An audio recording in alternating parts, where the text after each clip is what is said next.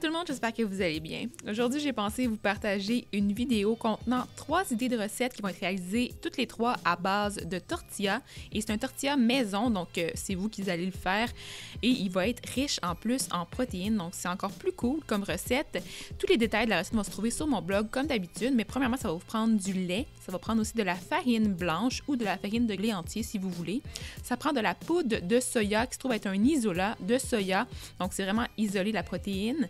Et c'est vraiment parfait pour cette recette-là parce que ça contient 5 grammes de protéines pour une portion d'une cuillère à soupe, donc ça monte très rapidement. Ensuite, ça prend aussi des graines de lin qui vont être moulues le plus finement possible. Puis ça prend aussi de la poudre à pâte. Donc c'est pas mal ça pour la recette. C'est assez simple, merci. Et pour la faire, c'est encore très très simple. Il faut tout simplement mettre les ingrédients secs, donc la farine avec les graines de lin ainsi que l'isolat de soya avec aussi la poudre à pâte dans tout ça. Donc là, je l'ai dit dans le désordre, mais vous allez voir sur les images, c'est assez clair et la recette détaillée va se trouver aussi sur mon blog, donc vous ne pouvez pas vous tromper. Ensuite, on va mélanger ça ensemble pour bien répartir tous les ingrédients les uns avec les autres.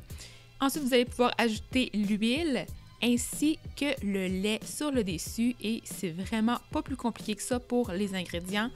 C'est assez simple et comme je vous ai dit, c'est vraiment riche en protéines, donc c'est super soutenant, donc c'est hyper pratique d'en faire à l'avance et des congelés pour pouvoir faire vos repas au cours de la semaine.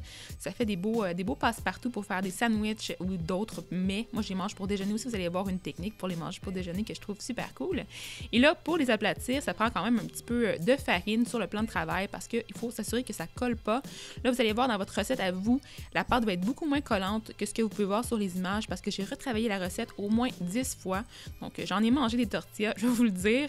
Mais là, je pense que la recette devrait être vraiment parfaite. Donc, si vous la testez, dites-le moi, ça va me faire super plaisir aussi de savoir si ça a bien fonctionné pour vous.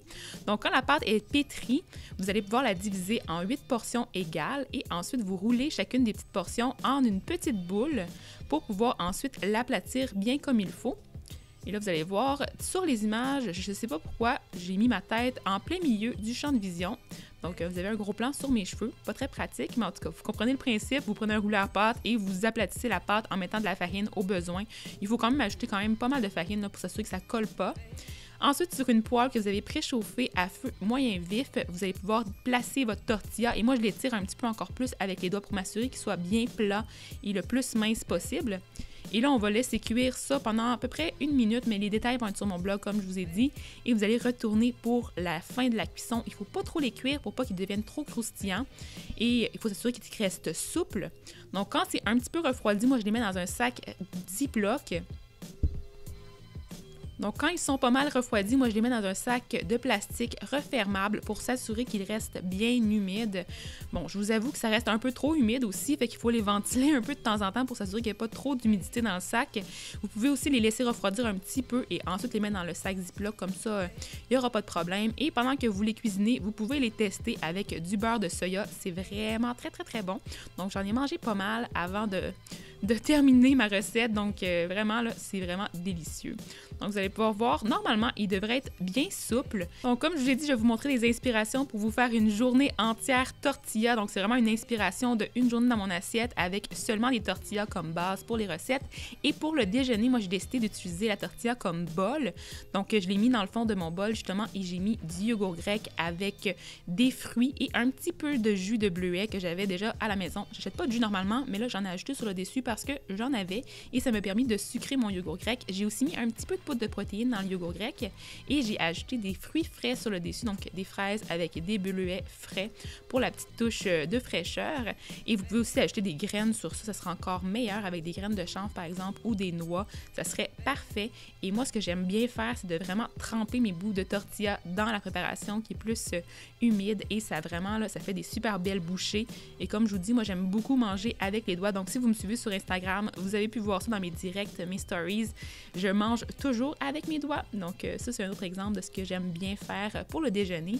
Ensuite, pour le dîner, je me suis fait des espèces de petits nachos. Donc, je les ai coupés en petites portions, donc en pointe. Et ensuite, j'ai recouvert de fromage. C'est un fromage allégé, donc il grille un petit peu moins bien au four, mais quand même, c'est quand même super bon. Et j'ai accompagné ça d'une garniture de Sloppy Joe qui se trouve être une recette qu'on peut trouver dans le prochain livre de Julie Desgroseilliers, une de mes collègues que j'aime beaucoup et je travaille avec elle sur son prochain livre, donc je vais faire les photos. tantôt. Et là, vous allez pouvoir avoir un petit scoop aujourd'hui. Donc, c'est ça. C'est une de ses recettes. J'espère que ça va lui plaire, que j'en ai parlé aujourd'hui. Je n'ai pas averti, donc j'espère que ça ne te dérange pas trop, Julie. Mais vraiment, là, cette recette-là, elle est tellement bonne, donc ça vaut la peine de la tester. Donc, quand son livre va être sorti, je vais vous avertir, c'est certain, parce que c'est vraiment cool comme recette. J'ai finalement recouvert le tout avec de la coriandre fraîche pour faire la petite touche finale et je me suis battue pour essayer de détacher des petits morceaux de tortilla parce que là, tout était collé ensemble et à cause que j'ai pris quand même pas mal de temps à filmer, c'était rendu un petit peu froid et un petit peu plus dur que normalement, mais vraiment, là, c'était super bon. Donc, je vous conseille fortement cette combinaison-là, c'est très, très, très bon. Et finalement, pour le souper, j'imagine que vous n'avez pas pu manquer ma recette de sandwich à base de haricots avec justement encore de la coriandre. Donc, si vous n'aimez pas la coriandre, je suis désolée, j'ai vraiment abusé cette journée-là. La coriandre, c'est comme une de mes herbes préférées. J'ai aussi ajouté du fromage, donc c'est un fromage cheddar allégé avec du maïs, des oignons rouges. Je sais pas trop ce que j'ai mis d'autre. Je pense que j'ai mis des épices, mais vous pouvez aller voir sur le site, là, sur mon blog, il va y avoir les détails de la recette comme d'habitude. Et j'ai recouvert mon tortilla avec des épinards que j'ai recouvert ensuite par la garniture et j'ai roulé pour faire une espèce de petit sandwich. Vous pouvez aussi le faire chauffer un petit peu quelques secondes au micro-ondes ou au four pour vraiment faire fondre le fromage. C'est encore meilleur.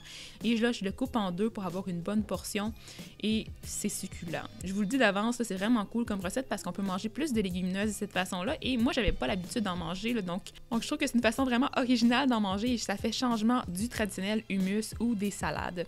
Donc, c'est tout pour la capsule d'aujourd'hui. J'espère que vous avez apprécié. Si vous comptez faire la recette de tortilla, envoyez-moi aussi des photos sur Instagram. N'oubliez pas de me taguer dans la photo, comme ça va me faire vraiment plaisir de pouvoir voir le résultat final. Et j'aimerais aussi voir comment vous allez cuisiner vos tortillas. Est-ce que vous allez garnir de d'autres choses, avec des inspirations? Dites-le moi dans les commentaires comment est-ce que vous allez manger vos tortillas. Et voilà, aimez la vidéo aussi comme d'habitude. Abonnez-vous à ma chaîne si ce n'est pas déjà fait et on va se revoir bientôt pour une prochaine vidéo jeudi prochain avec un autre clickbait. Donc, à pas à clic, c'est à voir vraiment le jeudi. J'ai quelque chose de spécial à vous montrer. Donc, bonne fin de journée. Bye bye!